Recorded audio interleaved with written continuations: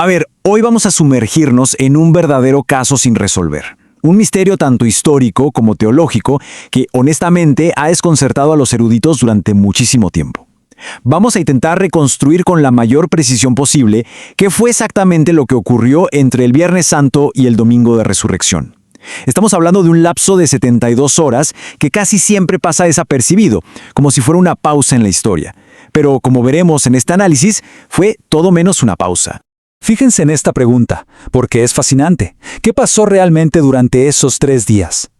Según el material de origen que estamos analizando hoy, hay un vacío de información enorme. Y lo más increíble de todo esto es descubrir que históricamente bastó un solo error de traducción para borrar del mapa literalmente un mapa antiguo súper detallado que responde exactamente a esta pregunta. Así que para recuperar esa geografía perdida, vamos a tener que viajar en el tiempo y mirar de cerca los textos originales. Para armar este rompecabezas vamos a seguir 6 pistas clave. Primero, el error de traducción. Luego, el mapa del Hades. Pasaremos al velo rasgado. De ahí a la paradoja del paraíso. Luego veremos el concepto del general victorioso. Y cerraremos con las llaves de la muerte. Empecemos. Pista número 1. Un error de traducción. Vamos a desenredar un poco estas palabras de la antigüedad. Resulta que durante siglos metimos 3 conceptos antiquísimos, y muy distintos entre sí en un solo saco. Es súper interesante ver cómo los diferenciaban en los primeros textos bíblicos. Primero tenemos el Seol. Esta es una palabra hebrea que aparece un montón en el Antiguo Testamento. Y ojo aquí, no era un lugar de fuego y tortura, era simplemente la morada de los muertos. Imagínense una gran sala de espera subterránea a la que iban absolutamente todos. Luego tenemos el Hades, que es básicamente la misma sala de espera pero en griego, solo que los griegos le añadieron una geografía interna, como habitaciones o zonas separadas. Y finalmente, llegamos a una tercera palabra que es un mundo completamente distinto, Gehenna. Y aquí es donde nos damos cuenta de por qué el lenguaje importa tanto. La Gehenna no era para nada una metáfora espiritual, era un lugar físico que podías visitar. Específicamente era el Valle de Hinón, al sur de Jerusalén.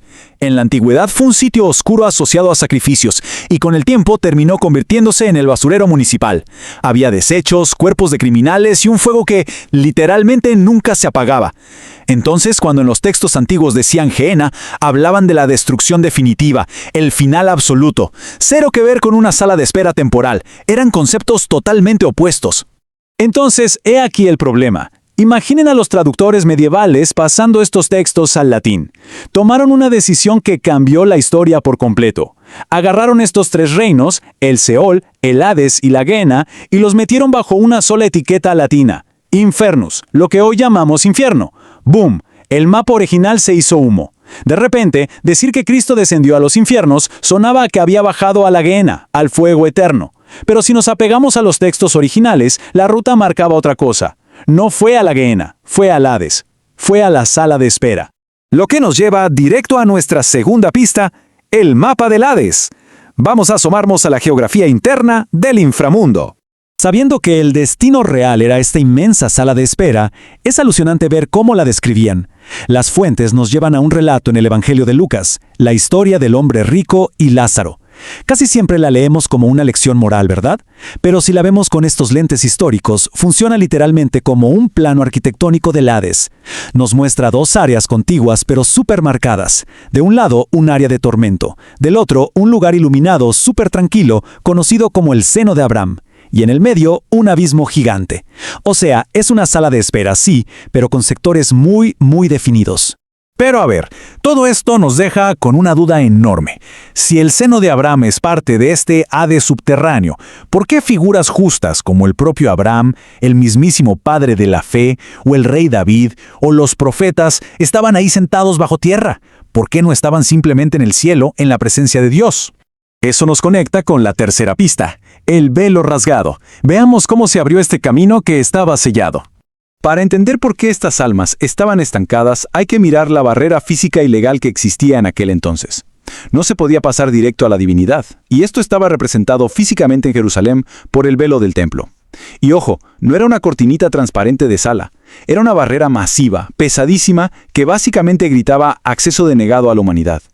Ahora, el material de origen nos dice que el Viernes Santo, exactamente en el momento de la muerte en la cruz, esta cortina inmensa se rasgó por la mitad. Pero el detalle que a mí me vuela la cabeza es este. Se rasgó de arriba hacia abajo, como sugiriendo que alguien desde arriba, y no desde abajo, abrió la puerta.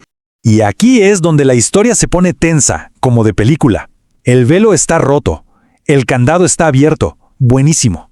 ¿El problema? Las almas de todos esos gigantes históricos, los patriarcas, los profetas, siguen sentadas pacientemente en esa sala de espera allá abajo en el Hades. La puerta de la prisión ya no tiene llave, pero ellos no tienen cómo enterarse. Entonces, por pura lógica, alguien tiene que bajar. No solo avisarles, sino a sacarlos de ahí. Pasemos a la pista número 4. La paradoja del paraíso. Porque para entender ese rescate, primero hay que resolver un problema de tiempos. Si leemos los textos antiguos, nos topamos con una contradicción aparente que hace cortocircuito. El viernes, en medio de la ejecución, uno de los criminales pide compasión, y la respuesta es súper clara y directa. Hoy estarás conmigo en el paraíso. Así que el destino de ese mismo viernes es, sin lugar a duda, el paraíso. Pero esperen, porque luego avanzamos al domingo por la mañana. María Magdalena llega a la tumba vacía, y la instrucción que recibe es, no me sueltes, que aún no he subido al Padre. A ver, un segundo. ¿Cómo es posible prometer estar en el paraíso el viernes y luego el domingo decir que aún no has llegado a la presencia de Dios? Es una contradicción total, ¿no?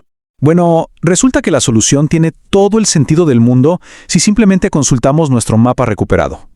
En la mente de una persona del primer siglo, la palabra paraíso no siempre era sinónimo del cielo final o de la presencia última de Dios.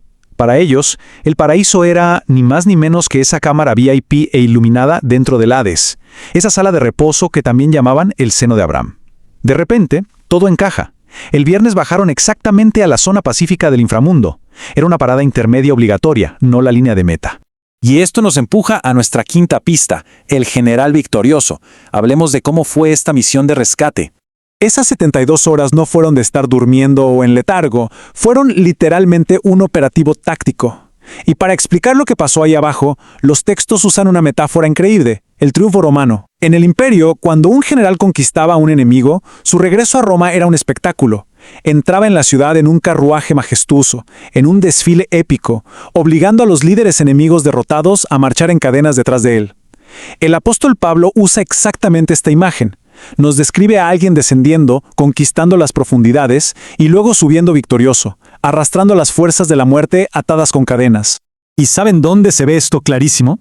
En el arte cristiano oriental temprano. Mientras nosotros estamos súper acostumbrados a ver imágenes apacibles de una tumba vacía, la tradición oriental tiene un ícono milenario llamado la Anastasis, o resurrección.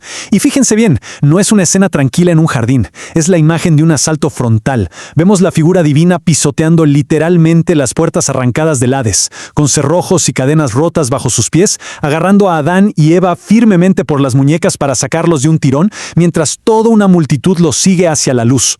Y si buscan evidencia un poco más terrenal de este operativo, echen un vistazo a un pasaje rarísimo en el Evangelio de Mateo, uno que mucha gente prefiere pasar por alto. Cuenta que en medio de estos eventos hubo como un terremoto espiritual, sepulcros que se abrieron de golpe y figuras santas del pasado que, de repente, fueron vistas caminando en medio de Jerusalén. Con nuestro nuevo mapa en mano, esto se lee básicamente como las secuelas visibles de una fuga masiva. La prisión del inframundo acababa de ser reventada desde adentro.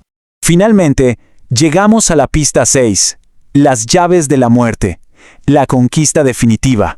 Todo este viaje a través de los textos originales nos lleva a una frase brutal en el libro del Apocalipsis. Tengo las llaves de la muerte y del Hades. Piensen en esto como el trofeo, el botín de guerra final. El descenso de esas 72 horas no fue el de una víctima pasiva sufriendo en el infernus. Fue una incursión táctica en el último bastión enemigo. Entrar al calabozo, desmantelar el poder desde el interior y salir tranquilamente por la puerta principal llevándote las llaves. Es increíble cómo el solo hecho de corregir una palabra en latín nos devuelve una narrativa llena de acción y propósito, y nos deja con una reflexión bastante profunda. ¿Cómo nos cambia la perspectiva saber que estas 72 horas no fueron una trágica espera en el infierno, sino quizás la misión de rescate más espectacular y audaz documentada en la antigüedad? Sin duda, recuperar este mapa perdido transforma por completo la manera en la que podemos entender esta historia milenaria. Ha sido un gusto compartir este recorrido con todos ustedes.